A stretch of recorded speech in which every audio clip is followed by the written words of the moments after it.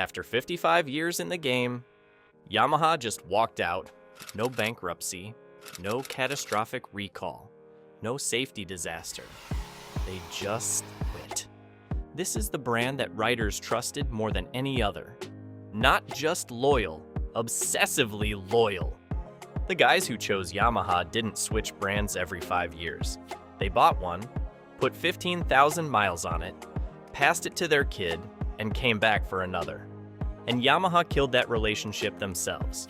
By the end of this video, you'll understand exactly how it happened. The one decision in 2001 that locked Yamaha into a corner they couldn't escape.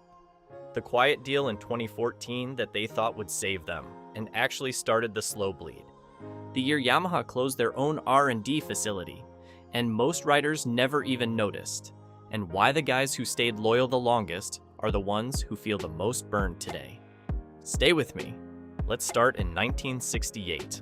Not Bombardier's garage, not Roseau, Minnesota, Hamamatsu, Japan, Yamaha Motor Corporation, a company that had been building motorcycles since 1955, decides to enter snowmobiles. They build exactly 300 of the first machine. The SL350, not a production run, a test. Then, in 1969, the SL351 hits real production, and right away, anyone who knew engines noticed something. The twin-cylinder two-stroke had aluminum cooling fins, slide valve carburetors, and Yamaha's auto-lube oil injection system. That last part matters. In 1969, most sleds ran premix. You measured oil into your gas can yourself. Get the ratio wrong, and you either blew the engine or ran it too rich and fouled plugs constantly. Yamaha automated it. Their auto-loop system metered oil injection based on throttle position. First sled company in the industry to ever do it. That's who they were from day one. Not the flashiest, not the loudest, the most thoughtful. Fast forward to 1971. Eagle River, Wisconsin. The World Championship Snowmobile, Derby. The Super Bowl of sled racing. The race that builds reputations and buries them. Team Ski-Doo shows up with Yvon Duhamel on a 650 cubic centimeter racer. Duhamel wasn't just good, he was a legend. Multiple championships, people knew his name. Yamaha shows up with a 22-year-old named Mike Trapp on a 433 cubic centimeter twin. 2 cylinders, less than 500 cubic centimeters, 43% smaller engine, and Trapp beats him. That result is now in the Snowmobile Racing Hall of Fame in Saint Germain, Wisconsin. But did you know Yamaha didn't win because they had the biggest engine? They won because the engine was perfectly tuned. Better carburation, more consistent power delivery, reliability under race pressure that a 650 with more raw power couldn't match. Not maximum power, maximum execution.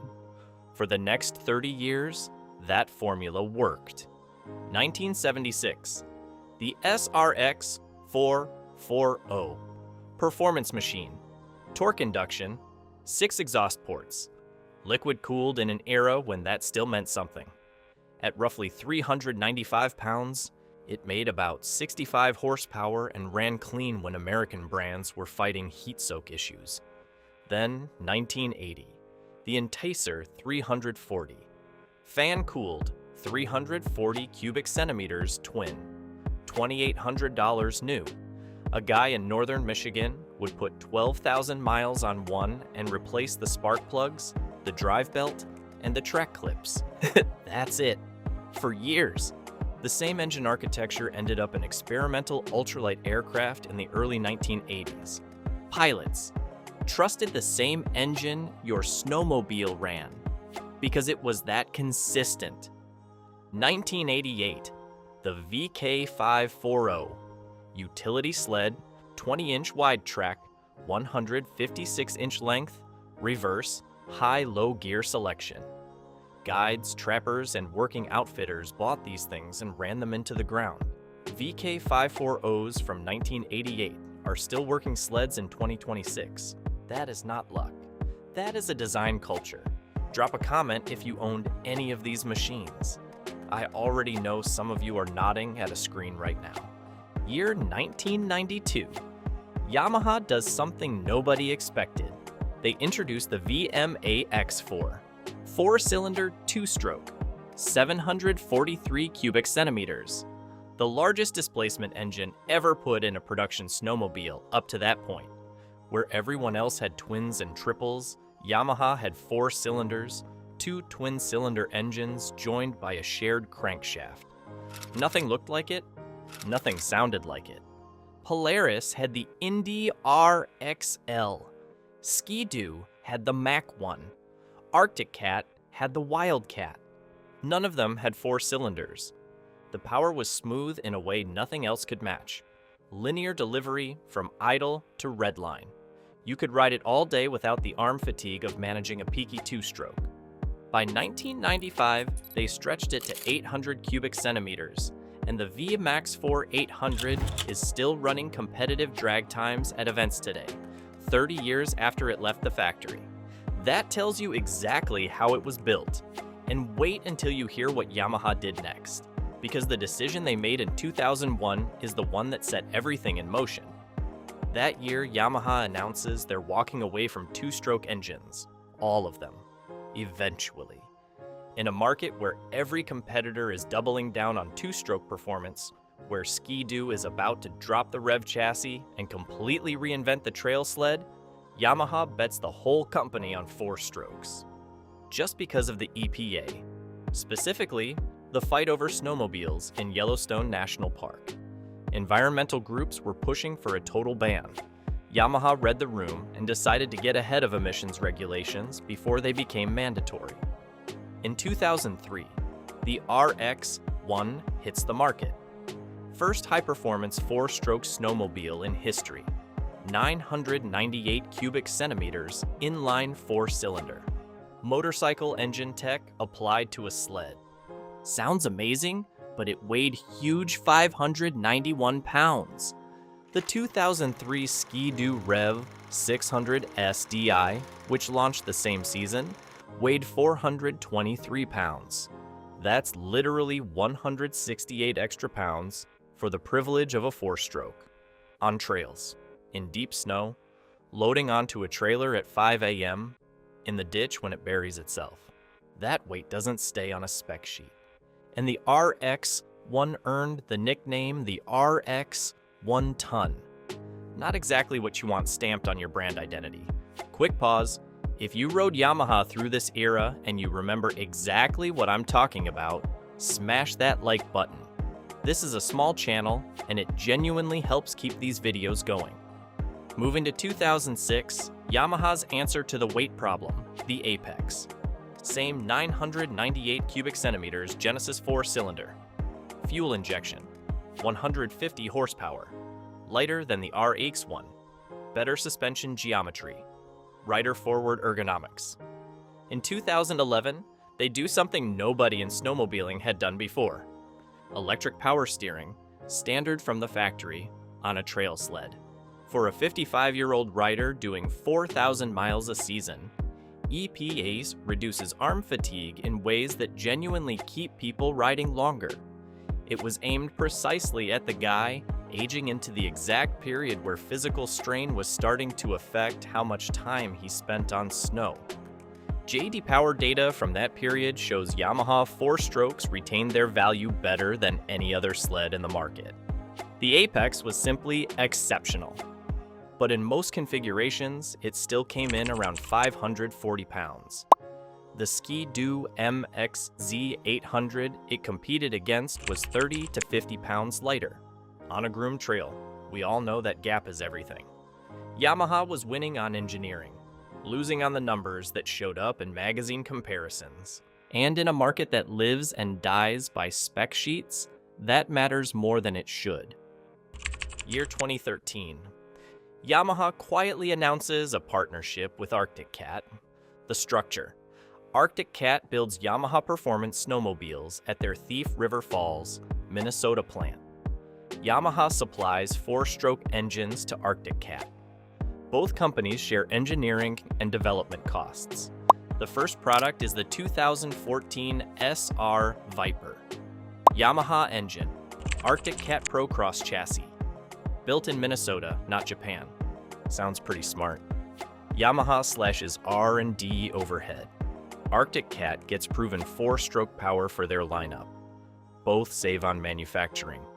In reality, the Yamaha faithful saw it immediately.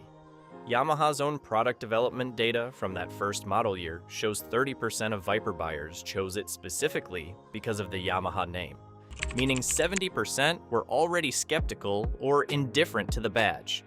The riders who'd been buying Yamaha for 15, 20 years, the ones who chose it because it was in-house, Japanese engineered, built to a standard nobody else matched, started asking the question nobody at Yamaha wanted to answer directly. Is this still a Yamaha? The engine was Yamaha. The drive system had a Yamaha feel, notably more direct throttle response and stronger engine braking than the equivalent Cat. But the chassis? The bones of the machine? That was Arctic Cat. When you build your brand on engineering discipline and in-house quality control, and then you hand the chassis to your competitor, something breaks. Something that can't be fixed with better marketing language. And so year 2021 comes and Yamaha closes its snowmobile R&D facility in Wisconsin. Think about what that actually means. Not a restructuring, not a team relocation. They closed the physical facility where Yamaha engineers developed and tested snowmobiles on American soil. If you're genuinely committed to a product line, you don't close the building where that product lives.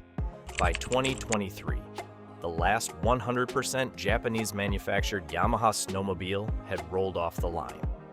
The 2024 lineup was entirely Arctic Cat Catalyst chassis with Yamaha engines installed. The VK540, the machine working guides and trappers had relied on since 1988, was the last real Yamaha snowmobile.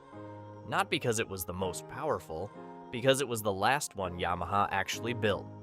Yeah, because in June 28, 2023, Yamaha Motor Corporation issued a press release.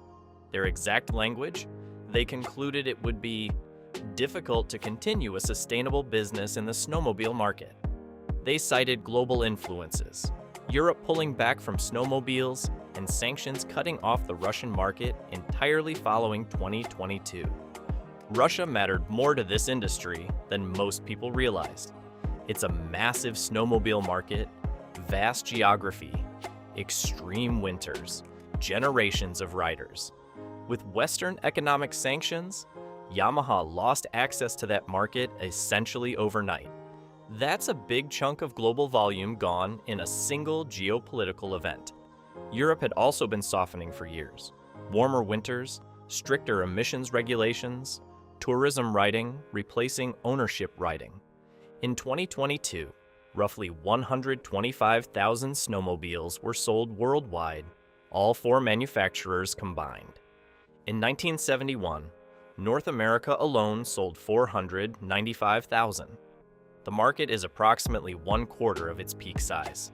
Yamaha, with a 4-stroke only lineup that was heavier and more expensive to develop than 2-stroke competition, needed volume to justify investment. Volume wasn't there, so they walked.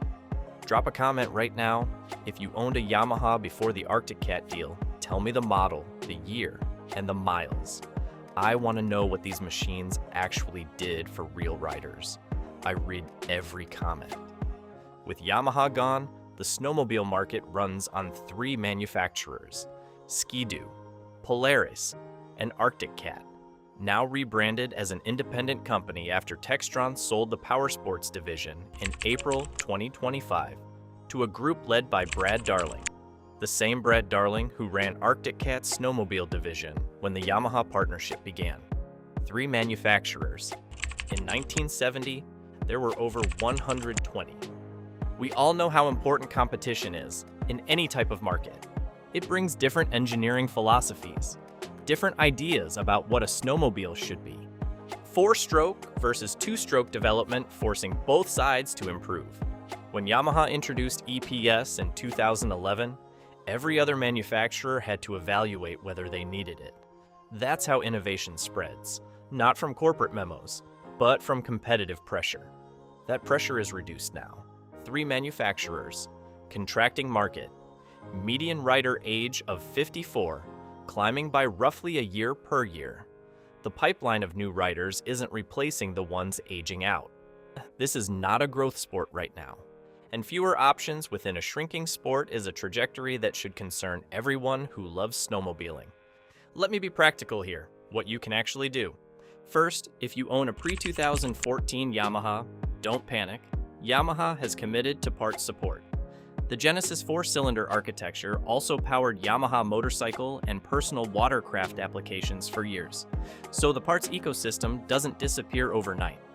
Aftermarket suppliers like Partzilla and SMA carry substantial inventory. Second, if you're buying a used Yamaha right now, the VK540 is the safest long-term ownership bet.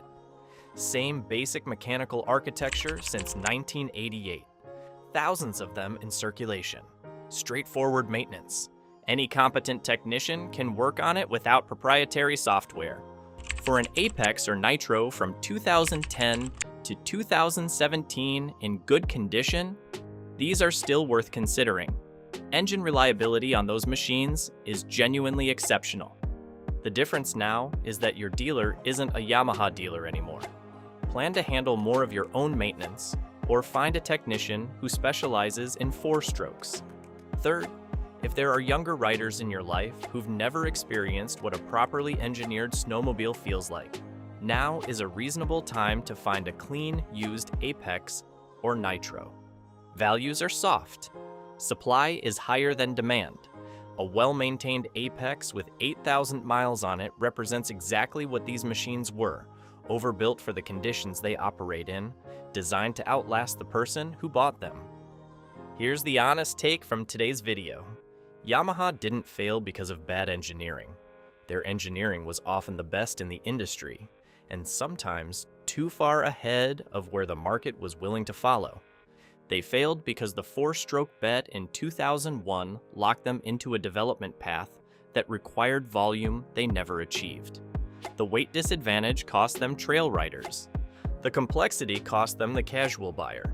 And by the time the Sidewinder solved the core problem in 2016, the brand position had already been compromised by a decade of losing spec sheet battles. The Arctic Cat deal in 2014 gave them a lifeline and signed their death certificate at the same time. It kept them in the market for another decade. But it meant they could never rebuild the identity that made riders choose Yamaha specifically. The identity of a company that built everything in-house and refused to cut corners on engineering. You can't outsource your chassis and tell people your product is still defined by your engineering standards. The market isn't that naive, come on. For every rider who bought his first sled as a 1982 Enticer, moved up through a VMAX 4, then an Apex, then a Sidewinder, and watched 30+ years of loyalty get filed under no longer a sustainable business, that's not a financial calculation. That's personal, and the sport is smaller for it. What about you guys? What was the best Yamaha you ever owned or rode? And do you think there was a version of this story where they survive? Or was the exit inevitable the moment they handed the chassis to Arctic Cat? Drop it in the comments. If this hit somewhere real, hit that like button. And subscribe if you want honest snowmobile content. Check out the next video right here.